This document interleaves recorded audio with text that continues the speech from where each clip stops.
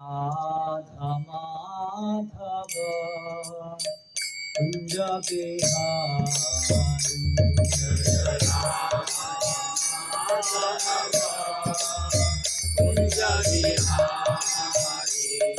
जय राधा माधव कुंज बिहारी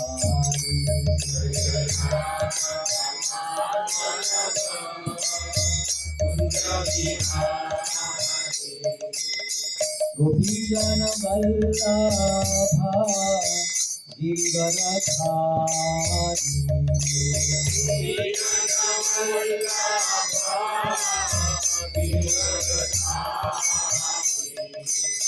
गोपीजन वल्लभा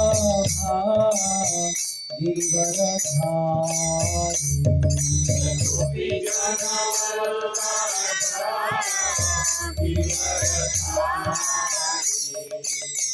यशोदानंदन भज जनरंजन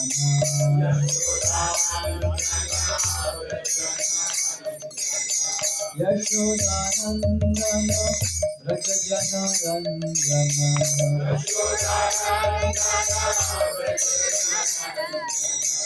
यमुना तीरावन यमुना तीरावन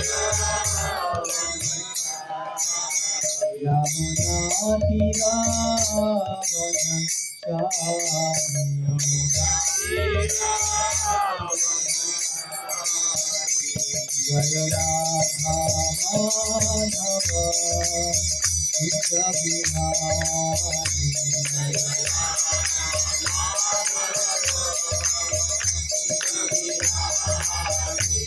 जय राधा माधव कुंज बिहारी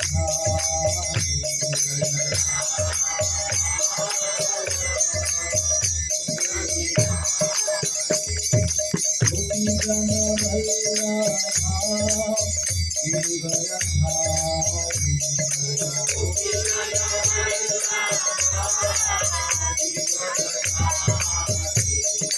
गोपीजन वल्लभा गिरिवरधारी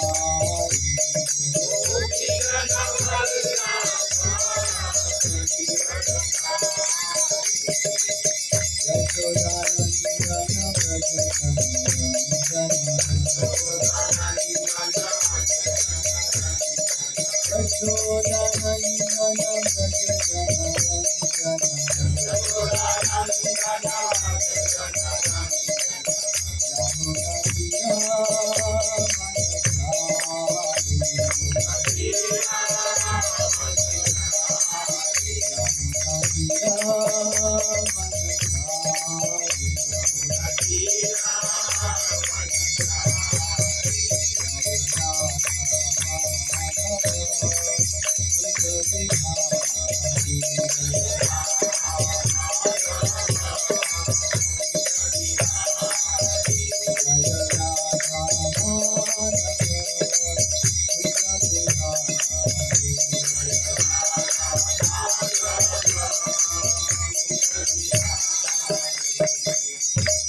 जय ओम विष्णुपाद परमहंस परिव्राजकाचार्य श्रीमन अभय चरणारविंद भक्ति वेदांत स्वामी श्रील प्रभुपाद की जय।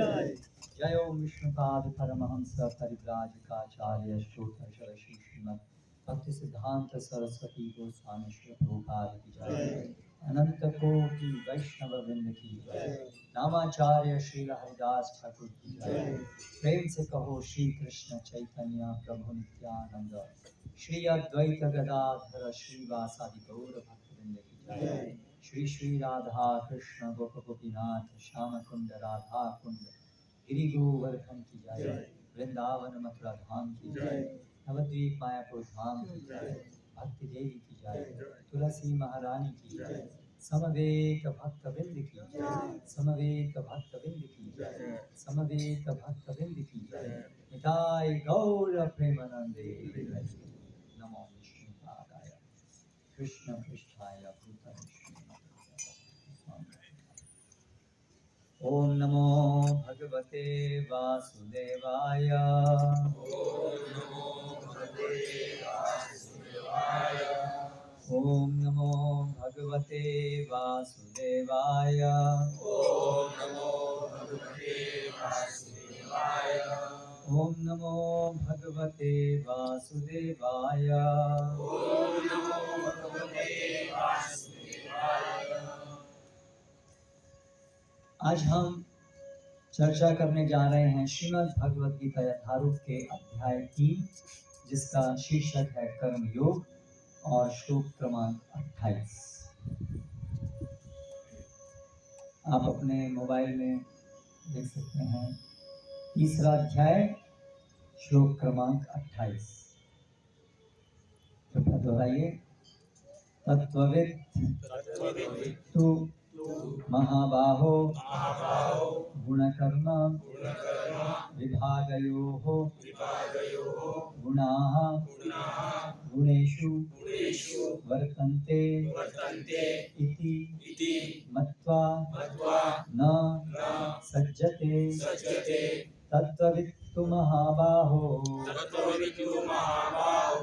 गुणकर्म विभागयोः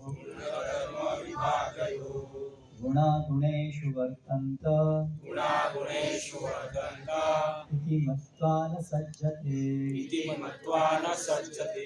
तत्त्ववित्तु महाबाहो गुणकर्म विभागयोः गुणागुणेषु वर्तन्त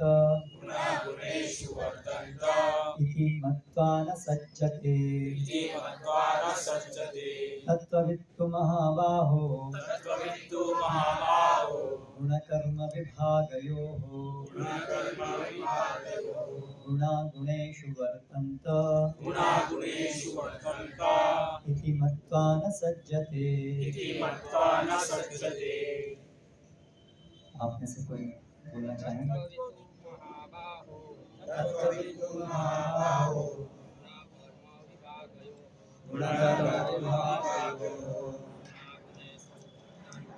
गुणागुणेषु वर्तन्त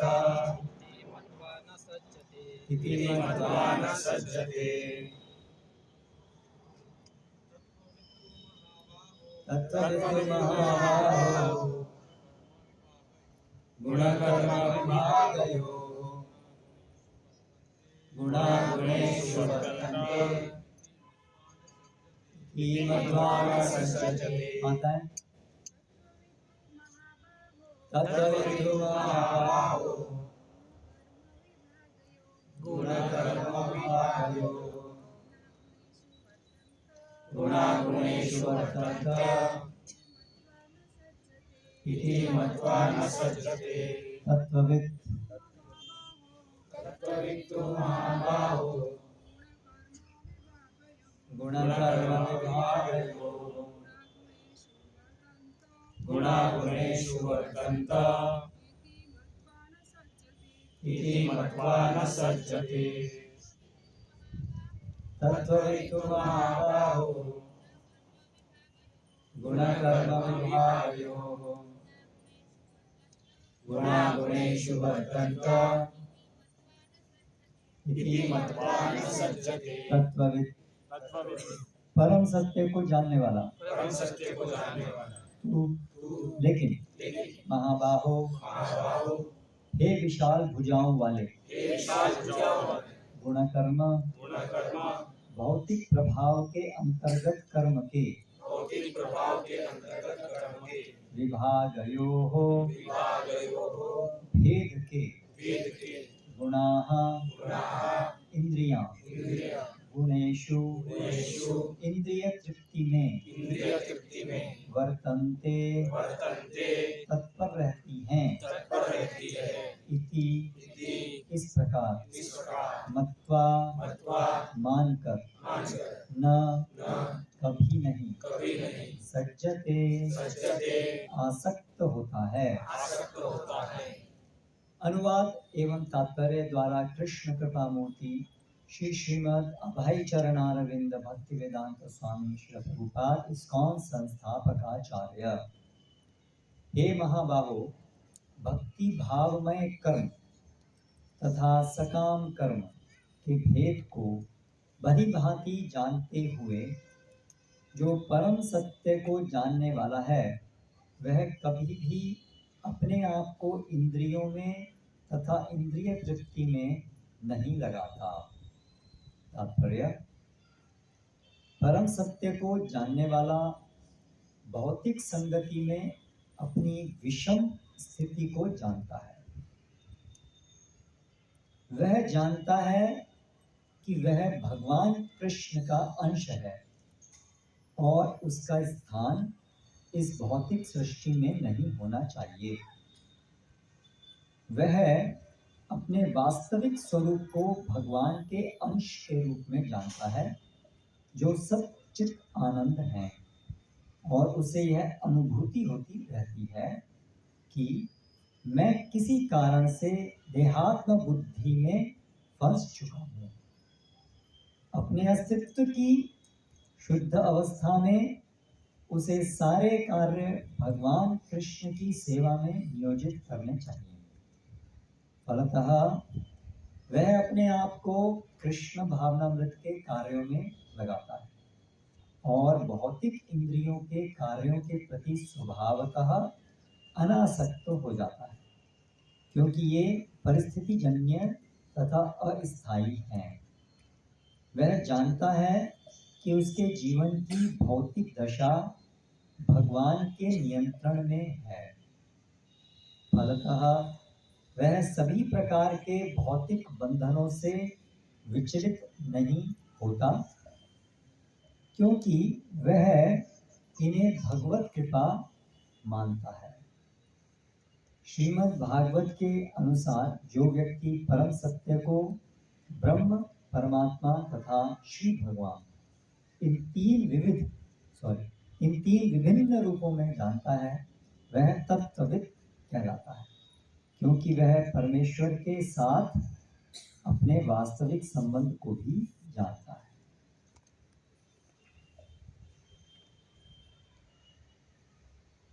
ओम ज्ञानतिमिरान्धस्य ज्ञानञ्जनशलाकया चक्षुरुन्मीलितं येन तस्मै श्रीगुरवे नमः।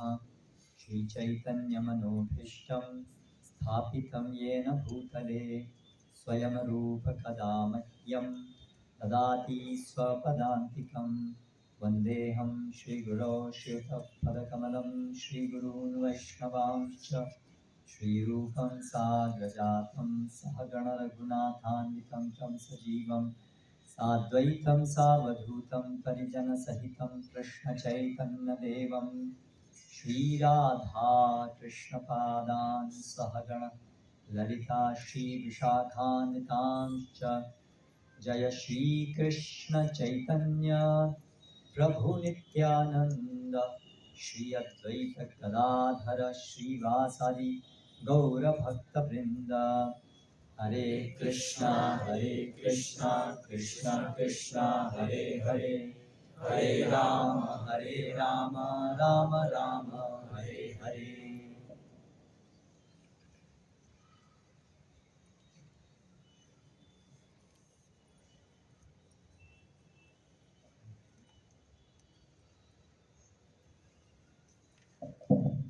हे महाबाहो, भक्ति भाव में कर्म तथा सकाम कर्म के भेद को भली भांति जानते हुए जो परम सत्य को जानने वाला है वह कभी भी अपने आप को इंद्रियों में तथा इंद्रिय तृप्ति में नहीं पाता।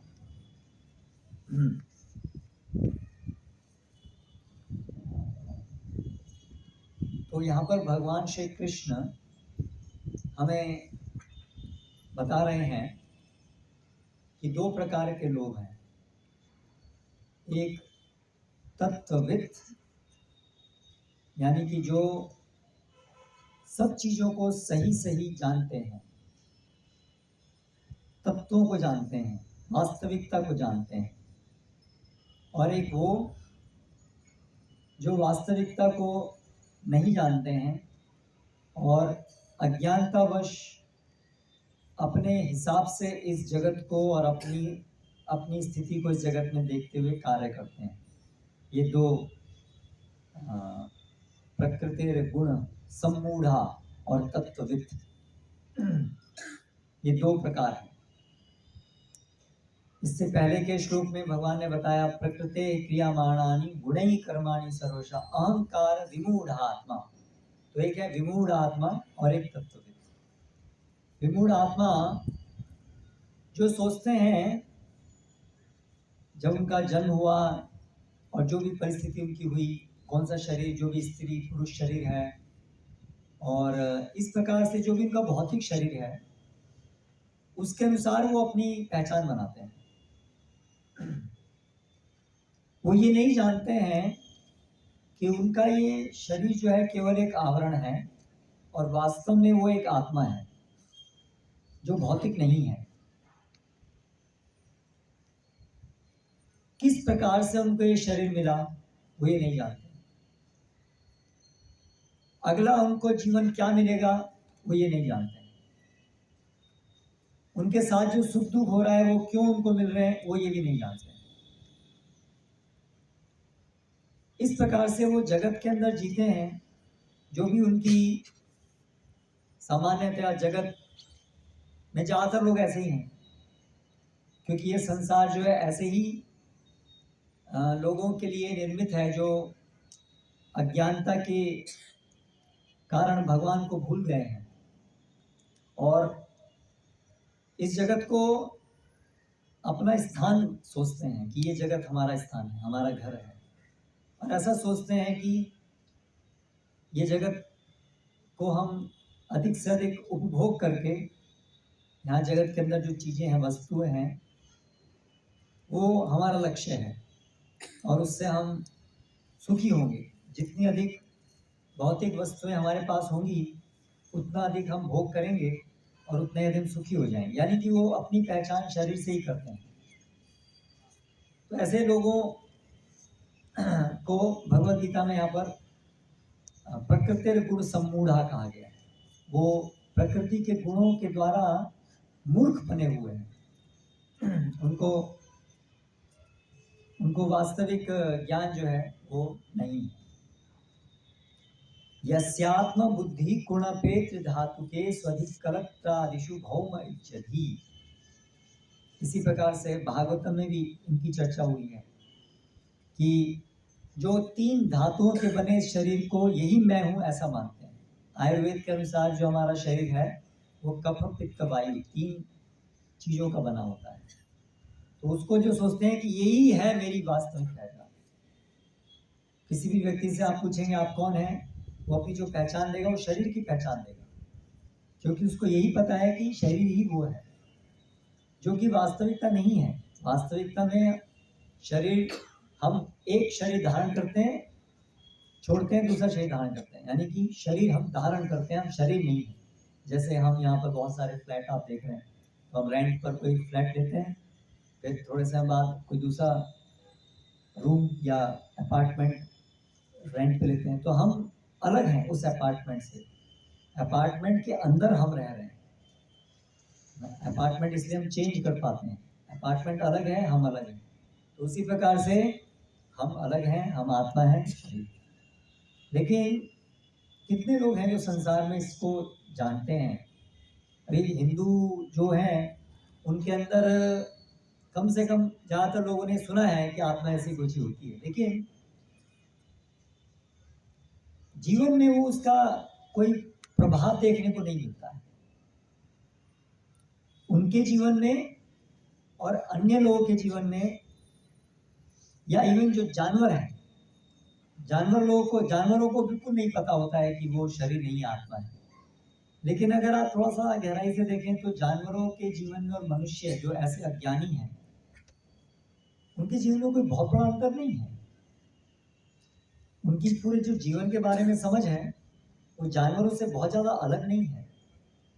जानवर भी यही सोचते हैं कि जगत के अंदर हम भौतिक चीज़ों का उपभोग करके सुखी होंगे।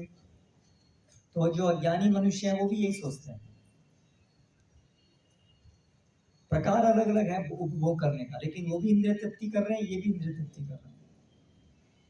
हमारी जो इंद्रियां हैं, आंख कान नाक इत्यादि, इनको अधिक से अधिक संतुष्ट करने का प्रयास कर रहे हैं। तो इसलिए जो अज्ञानी लोग यहाँ पर जो बताए गए हैं उनमें पशु में अंतर नहीं बताया गया। ऐसे शास्त्र में बताया वो द्विपाद पशु बताया, दो पैर वाले पशु। तो अगर आप थोड़ा सा शांति से सोचें तो संसार में ज्यादातर लोग तो यही प्रकार के हैं। पूरा जीवन उनका इसी में निकल जाता है कि हम कैसे अपनी इंद्रिय तृप्ति को बढ़ाएं, अधिक से अधिक साधन जुटाएं, पैसा कमाएं और अधिक पैसा कमाएं और अधिक पैसा कमाएं, हमारा घर और बड़ा होता जाए और सोसाइटी में हमारा मान सम्मान बढ़े। ये सब तो आत्मा से इनका कोई संबंध है ही नहीं। जो भी हम बड़े से बड़ा घर लेंगे लेकिन हमें एक दिन अचानक वो घर छोड़ देना पड़ेगा। जब मृत्यु आएगी तो वो घर छोड़िए, शरीर छोड़ देना पड़ेगा, जो शरीर हमको सबसे अधिक प्रिय होता है, क्योंकि हमारा वास्तव में शरीर से कोई नित्य संबंध है ही नहीं। जैसे भगवान बताते हैं भगवद गीता में, वासांसी जीर्णानि यथा विहाय नवानि गृह्णाति नरोपराणि। जैसे हम पुराना कपड़े छोड़ करके नया कपड़ा ले लेते हैं, पहन लेते हैं, ऐसे ही हम लोग ये शरीर छोड़ते रहते हैं। तो बाहर की चीज़ों का तो कहना ही क्या, मकान इत्यादि। लेकिन आप सोचिए, हम सभी लोग तो हमारा पूरे जीवन का तो 99% समय तो इसी चेतना में जाता है। अज्ञानी पुरुष का 100% जाता है, 100% उसकी चेतना जन्म लेने से मरने तक वो इसी उधेड़ बुन में लगा रहता है कि ये संसार में वो कैसे सुखी है, ये संसार में वो कैसे सुखी है। और सुखी होने के लिए वो क्या सोचता है कि इंद्रिय तृप्ति करके वो सुखी होगा। अपनी इंद्रिय तृप्ति और फिर अपने परिवारजनों की इंद्रिय तृप्ति, क्योंकि परिवारजन भी उसी के शरीर का भाग है, तो वो भी शरीर की इंद्रिय तृप्ति ही है, उसका विस्तृत रूप है। तो इससे क्या लाभ होगा? जैसे कि भगवान यहाँ पर श्रील प्रभुपाद जी यहाँ पर तात्पर्य में कह रहे हैं कि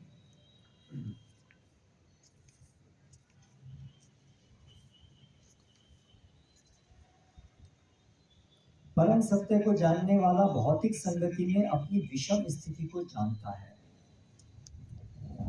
जो अज्ञानी है वो अपनी इस संसार में विषम स्थिति को नहीं जान पाता है। उसको तो पूरी आशा है कि वो इस संसार में वो सुखी हो जाएगा। जबकि क्या देख रहे हैं हम, अपने अनुभव से भी हम क्या देख रहे हैं, कैसे हम इस भौतिक जगत में कभी भी सुखी हो सकते हैं? जब मृत्यु हमारे सिर के ऊपर हमेशा मंडराती रहती है, तो कैसे संभव है किसी भी व्यक्ति का इस जगत में जिसमें मृत्यु है सुखी हो पाना? क्योंकि जो भी चीज आपको सुख प्रदान करेगी, बहुत परिश्रम से आप उसको प्राप्त करेंगे और मृत्यु उसको हर लेगी। और कभी भी हर सकती है, क्योंकि मृत्यु तो कभी आ सकती है। इसीलिए जब इस संसार में मृत्यु कितना स्पष्ट है कि इस जगह पे मृत्यु जो है वो बहुत, उसका बड़ा महत्वपूर्ण स्थान है, बहुत स्पष्ट है मृत्यु है। इसलिए अंग्रेजी में कहावत है, एज श्योर एज डेथ। संसार में ऐसी कोई दूसरी चीज नहीं है जो इतनी पक्की हो जितनी की मृत्यु। मृत्यु होना तो निश्चित है, ऐसी और कोई दूसरी चीज नहीं जो इतनी निश्चित है। तो ये इस संसार का बड़ा ऐसी चीज है जो हम उसको नकार नहीं सकते हैं। भले ही हम 5 स्टार हॉस्पिटल बनवा लें, लेकिन मृत्यु तो है, हम सबको ये पता है। लेकिन हम कहीं ना कहीं उसको झुठला रहे हैं, उस सत्य को। हम सोच रहे हैं कि हाँ ये मृत्यु है, लेकिन कैसे न कैसे हम उसको भूल जाएं। लेकिन मृत्यु है, और इसीलिए भगवान हमें भगवद गीता के माध्यम से संदेश दे रहे हैं कि वो व्यक्ति मूर्ख है जो इस जगत में जिसमें मृत्यु है उसमें सुख की खोज कर रहा है। क्योंकि हमारा स्वभाव है कि हम सब चाहते हैं नित्य जीवन, नित्य सुख चाहते हैं, नित्य संबंध चाहते हैं। तो मृत्यु हम नहीं चाहते हैं, कोई भी व्यक्ति मृत्यु नहीं चाहता है, मृत्यु की बात भी नहीं करना चाहता। लेकिन हमें ये उपाय नहीं पता है कि मृत्यु को कैसे हम जीत सकते हैं। इसीलिए वो उसके मन में तो पूरा निराशा ही छाई होती है। जैसे ही किसी व्यक्ति को पता चलता है, जैसे बच्चा बड़ा होता है, जब उसको पता चलता है कि अच्छा मुझे मरना होगा, हाँ, तो वास्तव में तब से उसके जीवन में एक बैकग्राउंड में तो एक निराशा होती है, लेकिन अभी उसको भुलाने के लिए, क्योंकि उसका कोई उपाय हमको नहीं पता है, तो फिर हम अलग अलग चीज़ों में अपने ध्यान भटाते रहते हैं कि वो याद नहीं आए कि मरना है। हमारा पूरा जगत का ये जो सारा एंडेवर है ना, ये जो आप बड़ा बड़ा काम देख रहे हैं, ये केवल मृत्यु को भुलाने के लिए हो रहा है सब।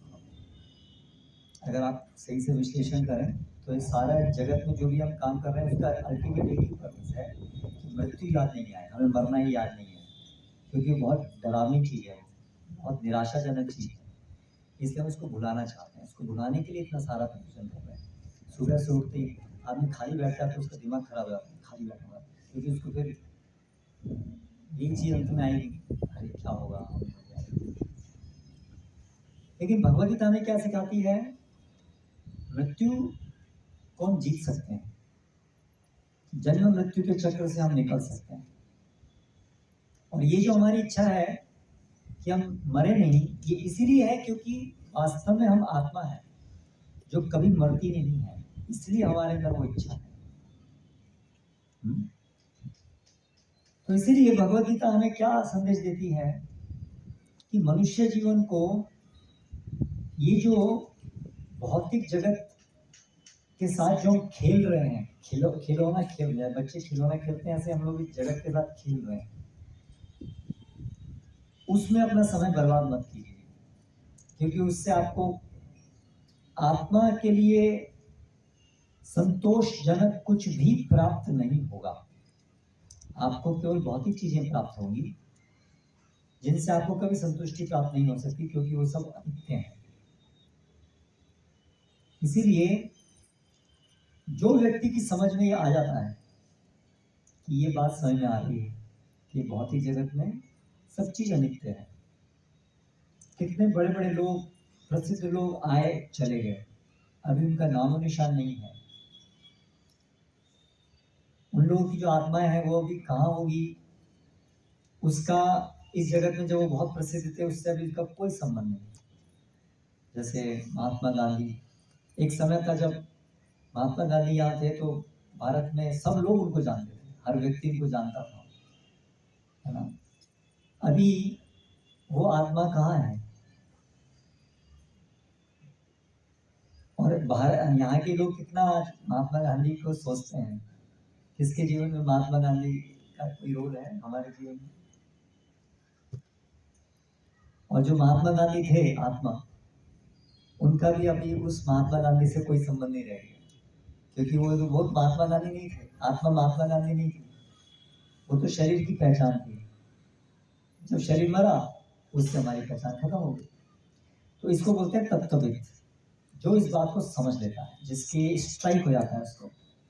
हमारे जीवन में होता है ना कभी वो स्ट्राइक होता है, बहुत बार सुना तो है आप लोग सब, जहाँ सब हिंदू हैं तो सबने सुना तो है कि हम आत्मा है, लेकिन बात यह है कि जीवन में हमें वो कब चीज समझ में आए कि इसका मतलब क्या है, उसका व्यावहारिक मतलब क्या है। अगर हम ये जानते हैं कि हम आत्मा हैं तो हमारे जीवन में बहुत बड़ा परिवर्तन आएगा। फिर हम ये तात्कालिक जो चीजें हैं, भौतिक चीजें, उसको बटोरने में जीवन बर्बाद नहीं करेंगे।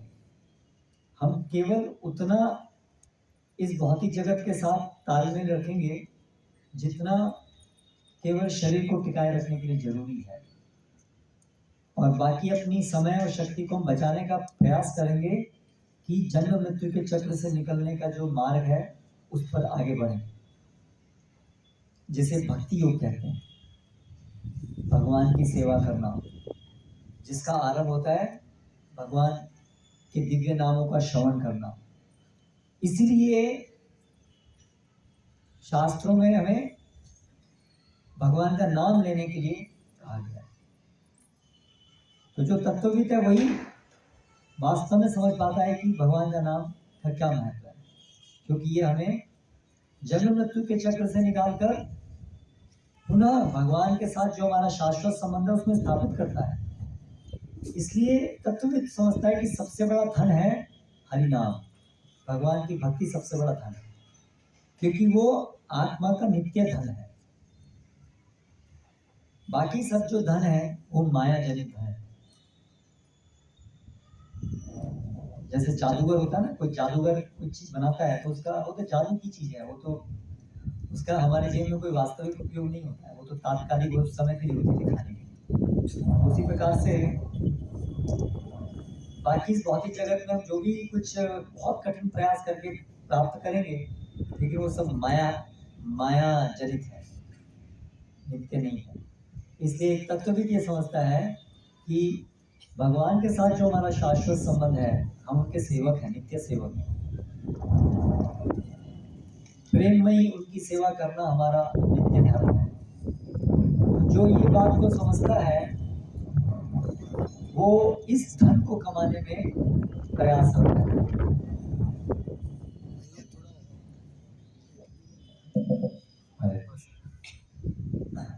वो इस धन को कमाने में प्रयासरत रहता है।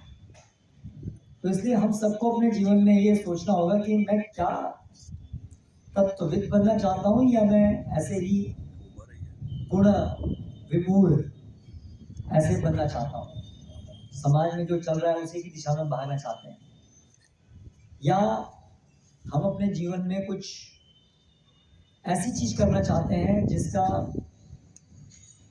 जो वास्तविक है, या हम सपने में जीना चाहते हैं। शास्त्रों में बहुत बार नहीं, कोई बात नहीं, ऐसा कुछ है नहीं, हवा बहुत बड़ी है ना, हवा इधर से आ रही है, लेकिन बड़ी चीज है। हो जाए तो कोई बात नहीं, अभी तो रही 5 मिनट, कोई बात हो जाए।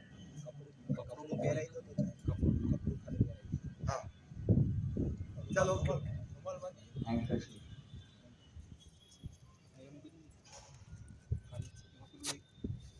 एक प्रयास करते हैं। हरे हरे। तो हम सबको अपने जीवन में ये विचार करना होगा कि हम ऐसे ही जैसे सब लोग सपने का जीवन जी रहे हैं, सपने का जीवन इसलिए क्योंकि जैसे सपना क्षणिक होता है, ऐसे ही भक्ति के अलावा जो भी हम केवल भौतिक जगत में जो कार्य कर रहे हैं वो सब इसलिए सपने की तरह क्षणिक है, इसलिए वो सपने जैसा है। तो ये हम सबको अपने जीवन में निर्णय लेना है। सपना जिएंगे, एक दिन टूट जाएगा, बस खत्म हो जाएगा, नया सपना शुरू हो जाएगा, फिर वो टूट जाएगा, उससे क्या लाभ होगा? ऐसा सपना देख करके उसमें अच्छे सपने कम आते हैं, बुरे सपने ज्यादा आते हैं, नाइटमेयर्स। जॉब चली जाती है लोगों की, डाइवोर्स हो जाता है, बड़ी बड़ी बीमारियां आ जाती हैं और अंत में मृत्यु आती है। तो बुरे सपने ज्यादा हैं लोगों के जीवन में, और जो अच्छे सपने वो भी टूट जाते हैं, तो वो भी बेकार हो जाता है। तो इसलिए हमें निर्णय लेना है कि हमें सपने देखते रहना है या हमें वास्तविकता में प्रवेश करना है। तो भगवत गीता जो है ना, वो निमंत्रण है कि आप वास्तविक जीवन में प्रवेश कीजिए, सपना देखना बंद कीजिए और वास्तविक जीवन में प्रवेश कीजिए। वास्तविक जीवन हमारा क्या है? वास्तविक जीवन है भगवान जो परम आनंद के स्रोत हैं, दिव्य, बड़े सब दिव्य महान गुणों से ओतप्रोत हैं, परम है भगवान श्री कृष्ण। उनके साथ हमेशा रहना, उनके सानिध्य में रहना, उनकी सेवा में रत रहना। भगवान की सेवा में दिव्य आनंद है, क्योंकि भगवान आनंद के स्रोत हैं, इसलिए हमारा उनके साथ संबंध सेवा का संबंध, क्योंकि भगवान महानतम है और हम उनके अंश हैं, छोटे से। जैसे हाथ पैर शरीर के अंश होते हैं, तो उनका स्वाभाविक काम होता है शरीर की सेवा करना, ऐसे हम सभी का स्वाभाविक काम भगवान की सेवा करना। बस ये चीज हमें समझ आनी चाहिए। ये जगत का भोग करना हमारा काम है ही नहीं, हम इस भौतिक जगत के लिए बने ही नहीं। ना तो हम भौतिक हैं, ना तो इस भौतिक जगत में रहने के लिए हैं, और ना तो हम इस भौतिक जगत के भोक्ता हैं। हम वास्तव में कृष्ण दास हैं, हम आत्मा हैं, और हमारा वास्तविक जीवन भगवान की सेवा का जीवन होना चाहिए। तो आध्यात्मिक जगत जो है, वहाँ पर वही भगवान की सेवा का ही कार्य होता है। जो आत्मा पूरी तरह से शुद्ध भगवान की सेवा में रथ रहती हैं वही वहां रहते हैं। हम लोग क्यों यहाँ पर आए? क्योंकि हम भगवान की सेवा भूल गए हैं, हम भगवान का विद्रोह किए हैं, इसलिए हम यहाँ आए। तो तत्वविद ये सब चीज जान करके अभी इस भौतिक जगत में केवल उतना ही काम करता है, रस लेता है, जितना इस शरीर को टिकाने के लिए जरूरी है। ये इस पूरे प्रसंग का सार है। हम भौतिक जगत में हैं तो भौतिक जगत में हमें शरीर को टिकाने के लिए कुछ कार्य तो करना ही होगा, खाना होगा, कुछ एक मकान भी चाहिए होगा। लेकिन बात यह है, शरीर को टिकाना हमारा जीवन का लक्ष्य नहीं बनना चाहिए, या शरीर की सुखों को प्राप्त करना जीवन का लक्ष्य नहीं बनना चाहिए। वो एक शरीर एक हमारे लिए भगवत धाम जाने की जो हमारी यात्रा है, उस सफर के लिए एक व्हीकल की तरह से, एक वाहन की तरह से, एक वाहन की तरह से। तो उस वाहन को टिकाए रखने के लिए, उसको सही सलामत रखने के लिए जितना भौतिक कार्य जरूरी है केवल उतना करना चाहिए। क्योंकि हमारी समय शक्ति जानी चाहिए, ये जो हम भूल गए हैं भगवान को, वो संबंध स्थापित करना है। लेकिन आप देखिए पूरी जो आधुनिक सभ्यता है उस पूरी गलत दिशा में, वो यही सोच रहे हैं कि इस शरीर को खूब सजाना, शरीर संबंधित ये जो चीजें हैं, घर कार, इसी में ही पूरी शक्ति, पूरी समय उनकी इसी में जा रही है। आप सोचिए, सूरत में एक व्यक्ति का अपना घर होना कितनी बड़ी बात है। बहुत कम लोग होंगे जिनका अपना घर होगा। नहीं, अपना घर होना लाखों लाखों की बात है। वो छोटा सा घर, और गांव में आप सबके घर, हम सबके घर अभी भी होंगे, फ्री में है वो सब, उसमें कोई पैसा खर्च नहीं करना पड़ता। यहाँ जमीन के लिए हमें इतना पैसा खर्च करना पड़ता, लेकिन कार्य तो घर का वही होता है, चाहे वो सूरत में हो चाहे गांव में हो। घर का काम तो वही है, बारिश, सूरत, धूप, हवा से बचाव करना। लेकिन हम लोग जीवन के लक्ष्य को भूल गए कि घर चाहिए, ठीक है, लेकिन हमें सूरत में आना है। क्योंकि सूरत में यहाँ पर इंद्रिय तृप्ति के बहुत सारे साधन हैं जो गांव में नहीं है। कृत्रिम इंद्रिय तृप्ति के बहुत सारे साधन, लेकिन ज़्यादातर लोग जो सूरत में आते हैं इंद्रिय तृप्ति कितनी करते हैं, और इंद्रिय तृप्ति एक दिन करेंगे, इंद्रिय तृप्ति एक दिन करेंगे, उसका भी पैसा बनाएंगे, पैसा जुटाने में पूरी जिंदगी चली जाती है। ये भी सत्य है। और अगर वो लोग इंद्रिय तृप्ति कुछ कर भी पाए तो उससे उनका भवबंधन और बढ़ रहा है। ये भौतिक जगत भी खराब हो रहा है, ये समय भी, और आगे आने वाला जीवन भी, और भवबंधन बढ़ रहा है। जो जन्म मृत्यु के चक्र से निकलने के लिए जो प्रयास होना चाहिए था, जो समय शक्ति वहां लगनी चाहिए थी, वो सूरत में घर लेने में जा रही है। हमारे एक स्टूडेंट थे, वो बता रहे थे वापी में इंडस्ट्रियल स्टेट है, बिहार के बहुत लोग हैं वहाँ। तो वो वहाँ नौकरी करने गया तो उसके गांव के बहुत लोग हैं, तो सब लोगों ने लोन लिया हुआ है, बहुत हाउस लोन। वो हाउस लोन चुकाने में लगभग 20-25 साल लगते हैं उनको, मतलब पूरा जीवन उनका वहीं चला गया हाउस लोन में। तो वो हाउस सब वापी में एक घर लिए हुए हैं, छोटा छोटा घर, उसके लोन चुका रहे हैं। 20-25 साल लगते हैं उनको लोन चुकाने में, और सबके गांव में घर हैं। गांव छोड़ के यहाँ क्यों आए? वापी में एक घर हो इसलिए, और पूरा जीवन इसी में चला गया कि वापी में एक घर हो बस, जबकि घर उनका ऑलरेडी था। तो उन्होंने प्राप्त क्या किया जीवन में? एक घर वापी में प्राप्त करने के लिए पूरा जीवन चला गया। तो जीवन का जो लक्ष्य था उसका क्या हुआ? वो जन्म मृत्यु के चक्र से निकलना था, उसको क्या हुआ? 25 साल घर बनाने में चला गया, फिर बाकी जीवन ही कितना रह गया। और वो इतनी टेंशन है कि उसको करते करते हार्ट अटैक आ गया, तो वैसे ही चले गए। तो ये मूर्खता नहीं है? सोचिए, हम लोग मूर्ख नहीं बनाए जा रहे हैं। हमने अपने इस जीवन को इतना जटिल बना दिया है, हर चीज़ इतनी महंगी है, हर व्यवस्था इतनी महंगी है। क्यों?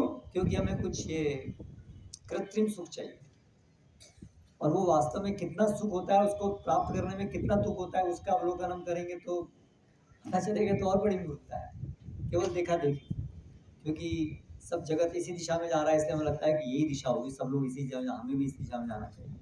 लेकिन अगर हम ठंडे दिमाग से सोचें तो ये केवल पागल, क्योंकि जीवन, हम शरीर नहीं है, हम आत्मा है, वास्तविक सुख भगवान की सेवा में है, भौतिक जगत में है ही नहीं। ये सब पागलपन है। तो इसीलिए ये बहुत बड़ा क्रांतिकारी विचार है जो भगवद गीता हमको बता रही है। और क्रांतिकारी विचार का मतलब ये नहीं है कि हम इस जगत में नहीं जी सकते, जगत में तो हम है ही, जगत में जीना ही है। क्रांति विचार मतलब हम जीवन के लक्ष्य को हम बदलें, सही समझे जीवन का लक्ष्य क्या है, और उससे फिर हमारा पूरे इस जगत के प्रति जो दृष्टिकोण है, उस दृष्टिकोण में बदलाव आएगा। ठीक है, हमें घर भी चाहिए, पैसा चाहिए, ठीक है, लेकिन वो जीवन का लक्ष्य नहीं होना चाहिए। जीवन के लक्ष्य को प्राप्त करने के लिए, भगवत भक्ति के लिए, भगवान को प्राप्त करने के लिए, भगवान की सेवा के लिए जितना जरूरी है उतना, वो लक्ष्य होना चाहिए। तो अभी भी जो भी हम जीवन जी रहे हैं, उसको भी हमें इसी उद्देश्य से जीना शुरू करना चाहिए।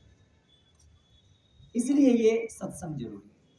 ये सत्संग हमको याद दिलाता है कि जीवन का उद्देश्य क्या है। नहीं तो जीवन का उद्देश्य भूल जाते हैं, करे जा रहे हैं पैसा कमा। अरे पैसा किस लिए कमा रहे हैं?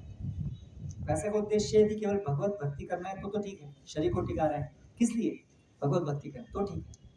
लेकिन ऐसा नहीं है कि पैसा कमाने के चक्कर में ध्येय भूल जाए, तो व्यर्थ हो गया वो आपका सारा जीवन, व्यर्थ हो गया। जीवन जिस उद्देश्य के लिए मिला था वो आपने किया ही नहीं, तो फिर भले ही आपने जीवन को रहने के लिए बहुत प्रयास कर, सब व्यवस्था अच्छे से कर ली, है ना। क्या होता है कि हम व्यवस्था कर लें फिर भक्ति करेंगे, और व्यवस्था करने करने पूरा जीवन चला गया, तो फिर ऐसी व्यवस्था से क्या फायदा हुआ? तो इसलिए विचारवान होना चाहिए, सोचना चाहिए, भेड़ चाल नहीं चलनी चाहिए। संसार में सब लोग भेड़ चाल चलते हैं, भेड़ की तरह से एक के पीछे एक के पीछे चले जा रहे हैं, चले जा रहे हैं, चले जा रहे हैं। कहाँ जा रहे हैं सब लोग, ये तो देखिए। सब लोगों को क्या मिल रहा है? जन्म मृत्यु जरा व्याधि, इसके अलावा और कुछ नहीं मिल रहा है। आए गए, आए रहे, परेशान हुए, परेशानियों से जूझे, चले गए। किस लिए? दोबारा से यही परेशानी में दोबारा आने के लिए। उनको क्या मिला? गतागतम काम कामाल बनते, केवल आना जाना मिला और कुछ नहीं मिला। ये हिसाब है हमारे जीवन का। तो ये क्रांति हमारे जीवन में आने की जरूरत है, दृष्टिकोण बदलने की जरूरत है, जीवन के दृष्टिकोण को बदलने की जरूरत है, जीवन को समझने की जरूरत है, जीवन का उद्देश्य क्या है।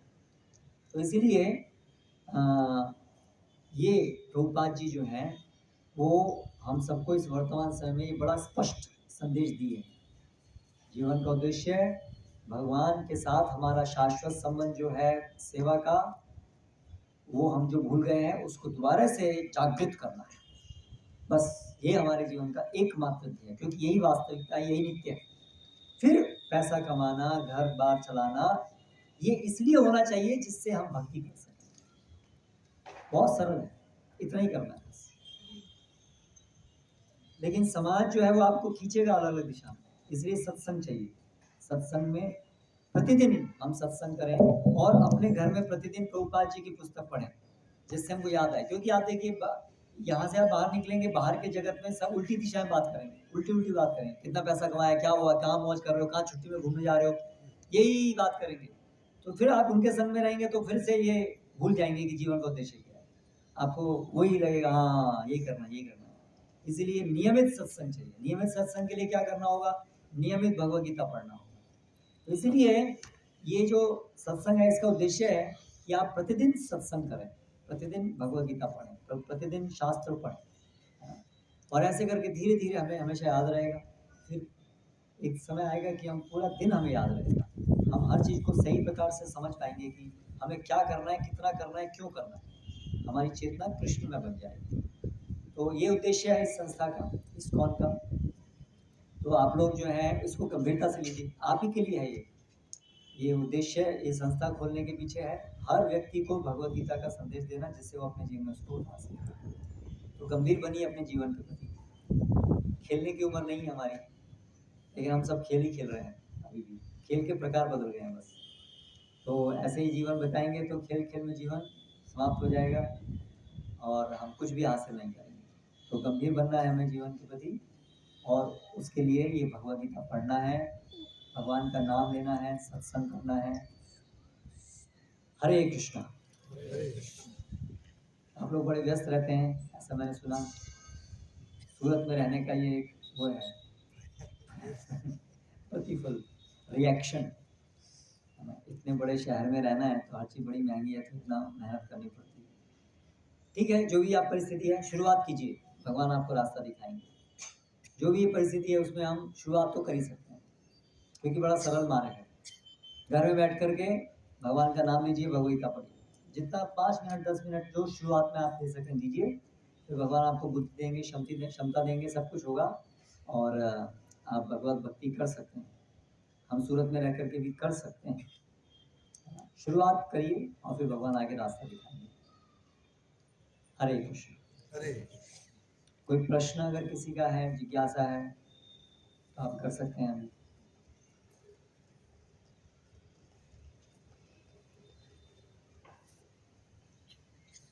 आप में से कितने लोग हैं जो ये भगवद गीता जिनके पास अभी भी नहीं है घर में, भगवद गीता यथारूप, ऐसे आप में से कोई है यहाँ पर पहली बार आए हो? किसके पास है?